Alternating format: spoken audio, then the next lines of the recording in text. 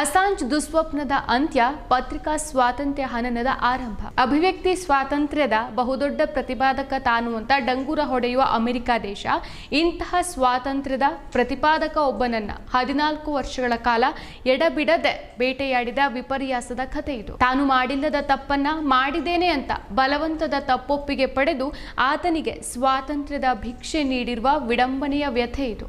ವಿಶೇಷವಾಗಿ ಅಮೆರಿಕನ್ ಸರ್ಕಾರದ ಸ್ಫೋಟಕ ಮಾಹಿತಿಗಳನ್ನು ಬಹಿರಂಗಪಡಿಸಿದ್ದ ವಿಕಿಲೀಕ್ಸ್ ಸಂಸ್ಥಾಪಕ ಜೂಲಿಯನ್ ಅಸಾಂಜ್ ಇಡೀ ಜಗತ್ತಿನ ಗಮನ ಸೆಳೆದಿದ್ರು.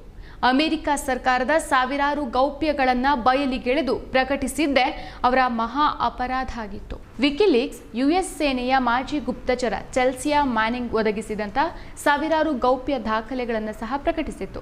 ಅಫ್ಘಾನಿಸ್ತಾನದ ಯುದ್ಧದ ಸಮಯದಲ್ಲಿ ಯುಎಸ್ ಮಿಲಿಟರಿ ನೂರಾರು ನಾಗರಿಕರನ್ನ ಕೊಂದಿದೆ ಅನ್ನೋ ವರದಿಯನ್ನು ಪಬ್ಲಿಷ್ ಮಾಡಿತ್ತು. ಪ್ರಪಂಚದ ಎಲ್ಲ ಮೂಲೆಗಳಿಂದ